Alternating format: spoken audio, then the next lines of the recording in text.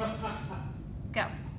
Okay, so one aspect of my teaching and learning this semester that I ended up focusing on the most was like how to engage students while teaching a subject that isn't generally viewed as like the favorite subject, or sometimes students don't see the value of it. It's kind of an underappreciated subject. So I also had concerns with how I would do managing a classroom, which ended up coming back around as I learned that when students were engaged, they were less likely to participate in unacceptable behaviors. So my inquiry question that I've been working on without even really knowing it this semester was, how do I engage students while teaching a subject that isn't normally valued as important, and how do I keep the classroom management at a controllable level? So, like I mentioned, I conveniently learned that when I use the strategies that I've been learning over the past several years to engage students, it makes them think critically, but also throws in like, I can throw into like the presentation a joke or something that, you know, kind of lightens the mood a little bit. The students in my practicum classroom were very respectful, and classroom management wasn't really a huge issue.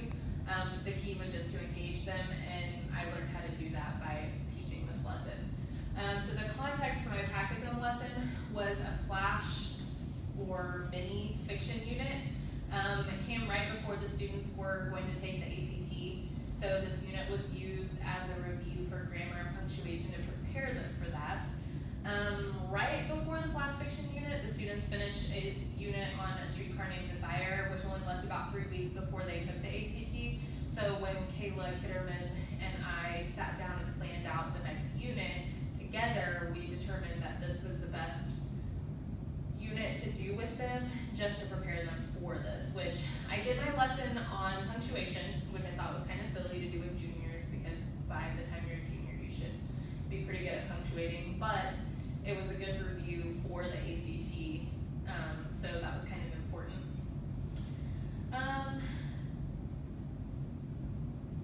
Definitely, my inquiry question was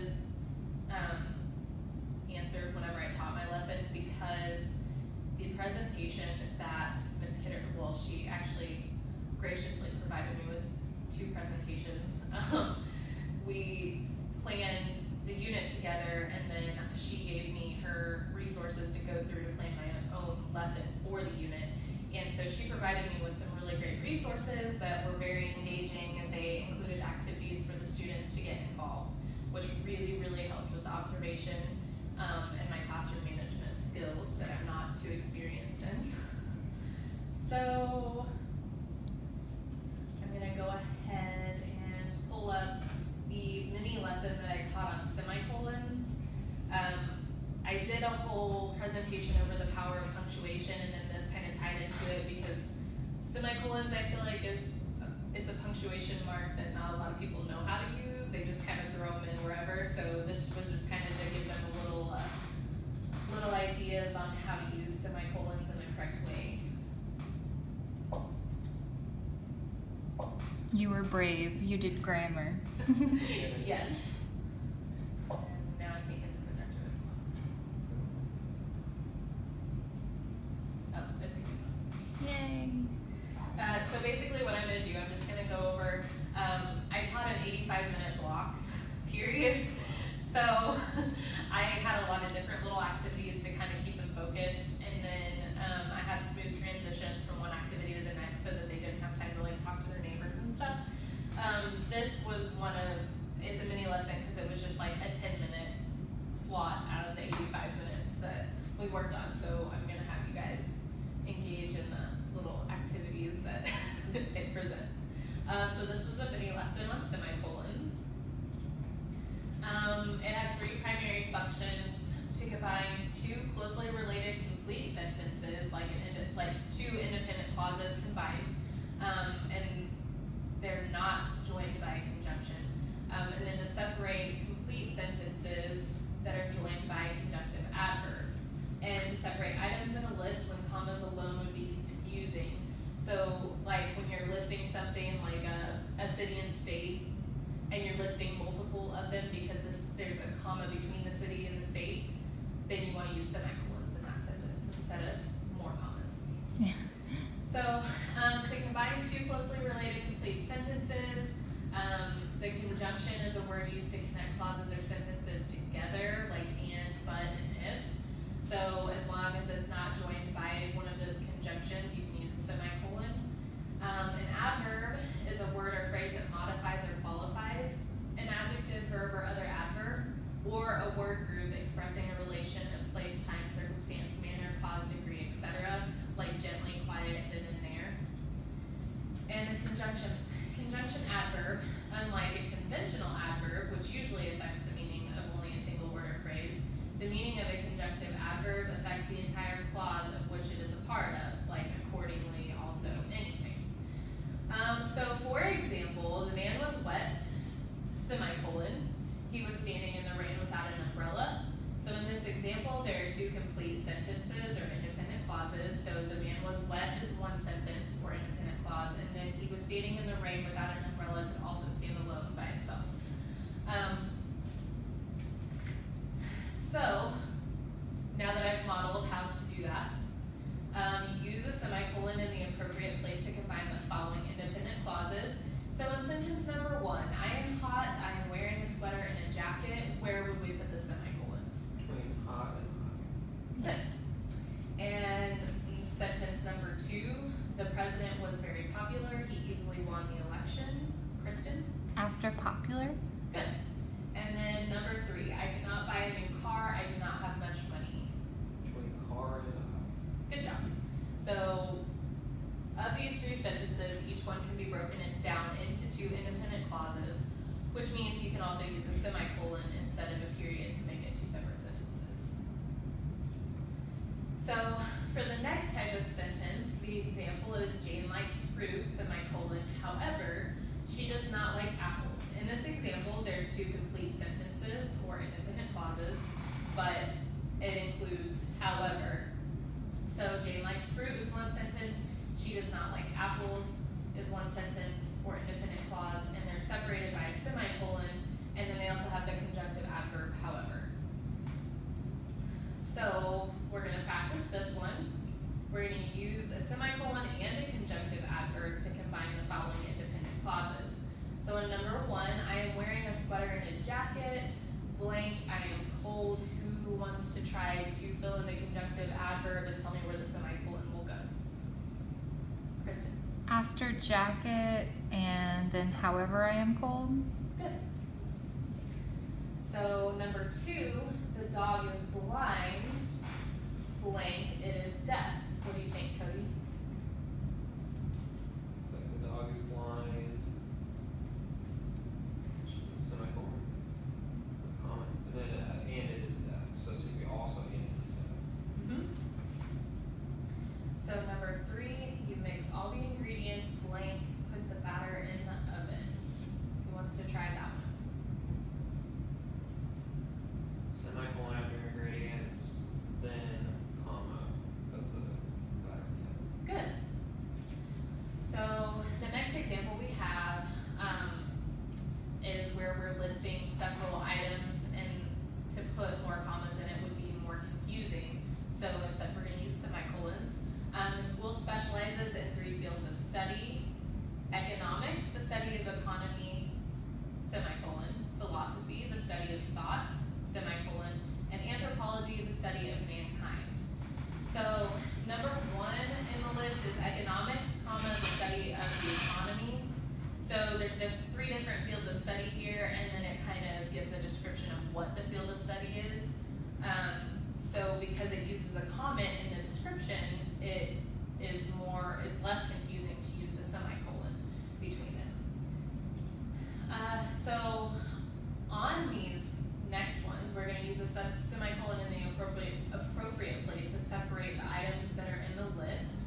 So on number 1, the answers to the test are 1A, 2D, 3F, and 4B. Who wants to tell me where the semicolons will go? After A, D, and F. Good.